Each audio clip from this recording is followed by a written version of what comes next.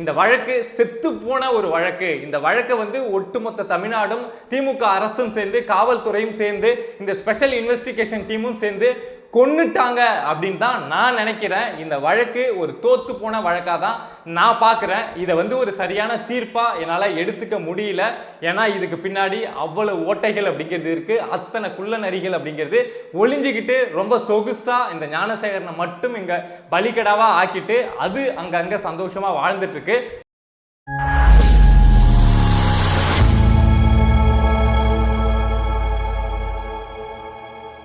அனைவருக்கும் வணக்கம். நல்ல சமூகம் உருவாகணும், அதுக்காக நான் உங்கள் பிரபாகரன் பேசுகிறேன். அண்ணா யூனிவர்சிட்டி மாணவி பாலியல் வன்கொடுமை செய்யப்பட்ட வழக்கில் குற்றம் சாட்டப்பட்ட ஞானசேகரன் குற்றவாளி அப்படின்னு சொல்லிட்டு இன்னைக்கு மகளிர் சிறப்பு நீதிமன்றம் தீர்ப்பை வழங்கியிருக்காங்க. தண்டனை விவரம் என்னங்கிறத ஜூன் 2ஆம் தேதி அறிவிப்போம் அப்படிங்கிற விஷயத்த சொல்லியிருக்காங்க. மொத்தம் இந்த ஞானசேகரன் மேலே 12 செக்ஷனில் வழக்கு அப்படிங்கிறது போடப்பட்டிருந்தது. அந்த மாணவியை தனியாக கூப்பிட்டு போனது கடத்தல் பிரிவிலையும், அந்த மாணவிக்கு பாலியல் சீண்டல் பண்ணது, வன்கொடுமை பண்ணது அப்படின்னு சொல்லிட்டு 12 செக்ஷனில் இவன் மேலே வழக்கு போடப்பட்டிருந்தது. அதில் 11 செக்ஷனில் இவன் குற்றவாளி அப்படின்னு இன்னைக்கு இந்த தீர்ப்பை வழங்கியிருக்காங்க. இந்த பொதுவாக இந்த தீர்ப்பை பார்க்குறப்போ சரி ஒரு தீர்ப்பு வழங்கியிருக்காங்க அப்படின்னு தோணும். பட் இதை நம்ம ரொம்ப ஜென்ரிக்காக பார்த்துட்டு போக முடியாதுங்க. ஏன்னா இதுக்கு பின்னாடி அவ்வளோ விஷயங்கள் நடந்திருக்கு.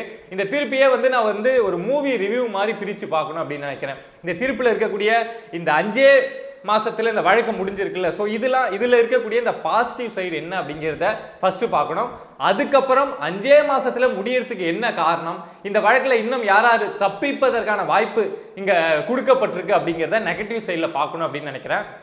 ஃபர்ஸ்ட் விஷயம் என்ன அப்படின்னா, இந்த வழக்கை விசாரிச்ச ஸ்பெஷல் இன்வெஸ்டிகேஷன் டீம் இந்த சாட்சிகளெல்லாம் ரொம்ப அவசரமாக விசாரித்து ஆவணங்கள், குற்றப்பத்திரிகை எல்லாத்தையுமே நீதிமன்றத்தில் ரொம்ப வேகமாக செஞ்சதுனால இந்த வழக்கு விசாரணை அப்படிங்கிறது 5 மாசத்துல முடிஞ்சிருக்கு. இந்தியாவில் எத்தனை வழக்கு இதே மாதிரி 5 மாசத்துல ஒரு வழக்கில் தீர்ப்பு கொடுக்கப்பட்டிருக்கும் அப்படின்னு நம்ம தேடி பார்த்தோம் அப்படின்னா ரொம்ப கம்மியாக தான் இருக்கும். ஸோ இது பாசிட்டிவான விஷயம். 5 மாசத்துல இந்த வழக்கு அப்படிங்கிறது முடிவுக்கு வந்திருக்கு.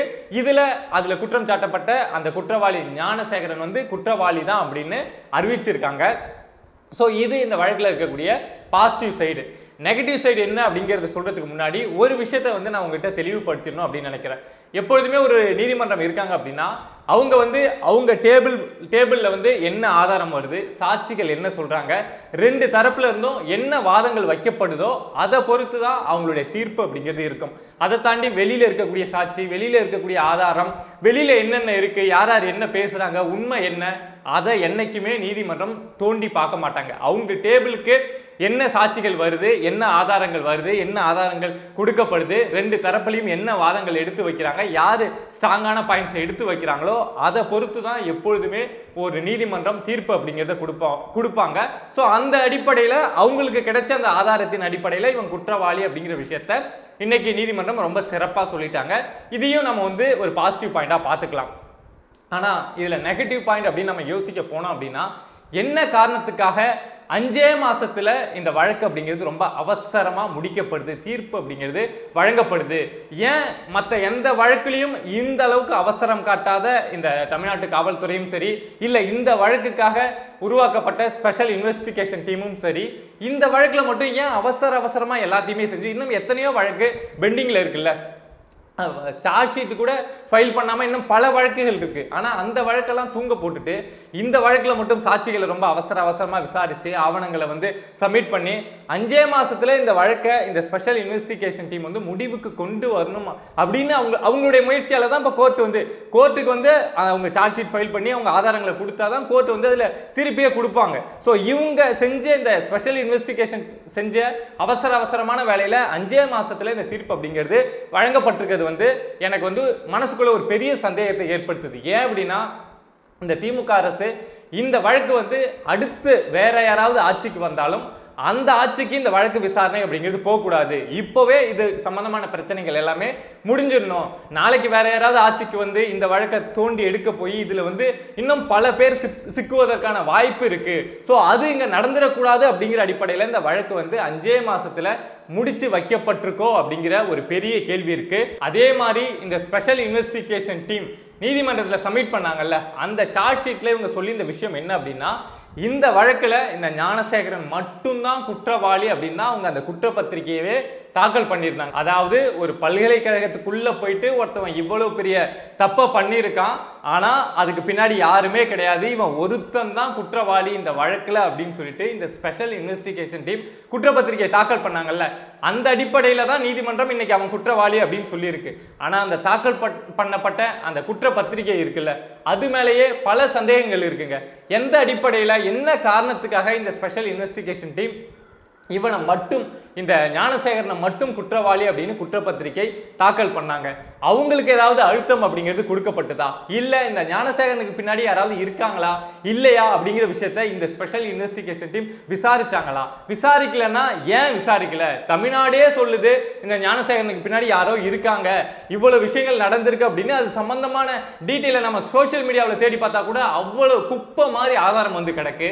ஆனா அந்த ஆதாரம் இந்த ஸ்பெஷல் இன்வெஸ்டிகேஷன் டீமுக்கு கிடைக்கலையா அப்படிங்கிற நமக்கு ஒரு ஆதங்கம் வருது இல்ல. சோ அப்படி இருந்தும் இந்த விஷயத்தை ஏன் இந்த எஸ்ஐடி வந்து தவற விட்டாங்க?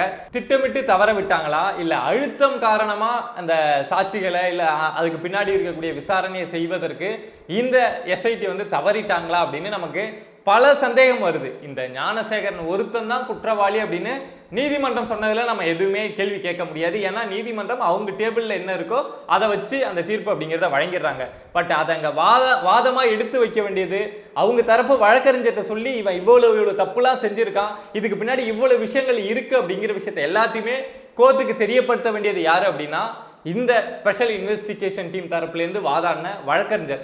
அவங்க தான் சொல்லணும் இந்த வழக்கு வந்து இவ்வளவு பெரிய வழக்கு, இதுக்கு பின்னாடி இவ்வளவு விஷயங்கள் இருக்கு, அதை வந்து நாங்க தேடிட்டு இருக்கோம் அப்படின்னு வாதங்களை எடுத்து வைக்க வேண்டியது இவங்க இந்த அரசு தரப்பு தான், அதாவது ஸ்பெஷல் இன்வெஸ்டிகேஷன் டீம் தரப்பு தான். பட் அவங்க நீதிமன்றத்தில் எடுத்து வச்ச ஒரே வாதம் என்ன அப்படின்னா, இந்த ஞானசேகரனுக்கு பின்னாடி ஒரு பெரிய டீம் இருக்கு, அந்த சார் அப்படிங்கிற நபர் இருக்காரு, அதை பத்திலாம் எதுவுமே இந்த கேஸ்ல பேசப்படவே இல்லைங்க. அரசு தரப்புலேருந்து என்ன சொல்லப்பட்டது அப்படின்னா, இவன் தான் குற்றவாளி, இவன் தான் குற்றவாளி, இந்த ஞானசேகரன் தான் குற்றவாளி, அந்த மாதிரி குற்றம் பண்ணியிருக்கான், இந்த மாதிரி குற்றம் பண்ணியிருக்கான், இவனுக்கு வந்து அதிகபட்ச தண்டனையா கொடுக்கணும் அப்படிங்கிறது மட்டும்தான் வாதமா இருந்தது. தவிர இந்த ஞானசேகரனுக்கு பின்னாடி யார் இருக்கா, எந்த அமைச்சர் இருக்காங்க, இவன் யார் கொடுத்த தைரியத்துல இவ்வளவு விஷயங்களை செஞ்சான் அப்படிங்கிற எந்த விஷயத்தையும் அரசு தரப்புல இருந்து எடுத்து வைக்கவே இல்லை. இந்த ஸ்பெஷல் இன்வெஸ்டிகேஷன் டீம் அவங்க சார்ஜ் ஷீட்லயும் ஃபைல் பண்ணவே இல்லை அப்படிங்கிறது இந்த வழக்கில் இருக்கக்கூடிய ஒரு பெரிய நெகட்டிவ் பாயிண்ட்டுங்க. இந்த ஒரு நெகட்டிவ் பாயிண்ட்ல இருக்கக்கூடிய ஓட்டையில ஒட்டுமொத்தமா இந்த வழக்கு செத்தே போச்சு அப்படின்னு சொல்லலாம். ஏன்னா இப்போ இவன் ஒருத்தன் தண்டிக்கப்பட்டது இங்க பெரிய விஷயம் கிடையாது. இதுக்கு பின்னாடி இருக்கக்கூடிய நபர்கள், அந்த யார் அந்த சார் அப்படிங்கிற நபர் இருக்கார்ல, அவர்லாம் இந்த விஷயத்துல தண்டிக்கப்பட வேண்டும் அப்படிங்கிறது தான் தமிழ்நாட்டு மக்கள் முழுக்க முழுக்க வெயிட் பண்ணி காத்துட்டு இருந்த ஒரு விஷயம். பட் அந்த நபரை தப்பிக்க விட்டுட்டு இந்த ஞானசேகரனை மட்டும் இந்த வழக்கில் தண்டிக்கிறது அப்படிங்கிறது இந்த வழக்கு செத்து போன ஒரு வழக்கு. இந்த வழக்கை வந்து ஒட்டுமொத்த தமிழ்நாடும், திமுக அரசும் சேர்ந்து, காவல்துறையும் சேர்ந்து, இந்த ஸ்பெஷல் இன்வெஸ்டிகேஷன் டீமும் சேர்ந்து கொன்னுட்டாங்க அப்படின்னு தான் நான் நினைக்கிறேன். இந்த வழக்கு ஒரு தோத்து போன வழக்காக தான் நான் பார்க்குறேன். இதை வந்து ஒரு சரியான தீர்ப்பாக என்னால் எடுத்துக்க முடியல. ஏன்னா இதுக்கு பின்னாடி அவ்வளவு ஓட்டைகள் அப்படிங்கிறது இருக்குது, அத்தனை குள்ள நரிகள் அப்படிங்கிறது ஒளிஞ்சிக்கிட்டு ரொம்ப சொகுசாக இந்த ஞானசேகரனை மட்டும் இங்கே பலிக்கடாவாக ஆக்கிட்டு அது அங்கங்கே சந்தோஷமாக வாழ்ந்துட்டு இருக்கு. ஸோ இதெல்லாம் எங்கே போய் முடியும், தமிழகத்தை எந்த நிலைமைக்கு கொண்டு போவோம் அப்படின்னே தெரியல. ஒட்டுமொத்த சிஸ்டமும் சேர்ந்து இங்க வந்து பல பேரை காப்பாத்துது, பல அமைச்சர்களுக்கு வந்து அது துணையா நிக்குது அப்படிங்கிறப்போ ரொம்ப வருத்தமா இருக்கு. ஸோ ஏதோ ஒரே ஒரு ஆறுதலான விஷயம் என்ன அப்படின்னா, இந்த ஞானசேகரன் இப்ப குற்றவாளி அப்படிங்கிற விஷயத்த நீதிமன்றம் தீர்ப்பா சொல்லியிருக்காங்க. ஸோ என்ன தண்டனை கொடுக்குறாங்க அப்படின்னு பார்ப்போம். அதிகபட்ச தண்டனையா என்ன கொடுக்க முடியுமோ கொடுக்கலாம். பட் நாம அதை வந்து ஜூன் 2ஆம் தேதி வரைக்கும் பொறுத்திருந்து தான் பார்க்கணும். ஏன்னா ஞானசேகரன் தரப்புல இருந்தும் வாதங்கள் அப்படிங்கிறது வைக்கப்பட்டிருக்கு. என்ன அப்படின்னா, சந்தேகத்தின் அடிப்படையில தான் இந்த ஞானசேகரனை கைதே பண்ணியிருக்காங்க அப்படின்னு வாதங்கள் வச்சிருக்காங்க. இது போக தீர்ப்பு கொடுக்கப்பட்டதுக்கு அப்புறம் இந்த ஞானசேகரன் என்ன சொல்லியிருக்கான் அப்படின்னா, அழுதுகிட்டே சொல்லியிருக்கான், எனக்கு வந்து 8வது படிக்கக்கூடிய மகள் இருக்காங்க, எனக்கு வந்து அம்மா இருக்காங்க, வயசான அம்மா, அவங்களெல்லாம் நான் தான் பாதுகாக்கணும் அப்படின்னு சொல்லிட்டு அங்க நீதிமன்றத்தில் கண்ணீர்லாம் வடிச்சிருக்கான். ஸோ அந்த அடிப்படையில் ரெண்டு தரப்பும் பேசப்பட்ட விஷயங்கள்லாம் கேட்டுட்டு தான் நீதிபதி ராஜலட்சுமி அவர்கள் அந்த தண்டனை விவரம் அப்படிங்கிறத சொல்லுவாங்க. ஸோ ஜூன் 2ஆம் தேதி என்ன தண்டனை விவரம் வருது அப்படிங்கிற விஷயத்த பொறுத்திருந்து பார்ப்போம். இதை மாதிரி சொசைட்டியில் நம்மளை சுற்றி நடக்கக்கூடிய விஷயங்களை, அது நல்ல விஷயமா இருக்கலாம், கெட்ட விஷயமா இருக்கலாங்க, அதை நம்ம தெரிஞ்சு வச்சுக்க வேண்டியது அப்படிங்கிறது ரொம்பவே அவசியம். ஏன்னா அதை தெரிஞ்சுக்கிட்டா மட்டும்தான் இங்கே யார் நமக்காக உண்மையாக நிற்கிறாங்க, நமக்காக நிற்கிற மாதிரி போலியாக நடிக்கிறாங்க அப்படிங்கிற விஷயத்த நம்ம புரிஞ்சிக்க முடியும். அதெல்லாம் நீங்கள் தெரிஞ்சுக்கணும் அப்படின்னு நினச்சிங்கன்னா மறக்காமல் பிரபா டாக்ஸ் சேனலை சப்ஸ்கிரைப் பண்ணி சப்போர்ட் பண்ணுங்கள். ஏன்னா நீங்கள் இருக்கீங்க அப்படிங்கிற நம்பிக்கையில் தான் நான் இங்கே உட்காந்து பல விஷயங்களை எடுத்து பேசிகிட்டு இருக்கேன். நன்றி.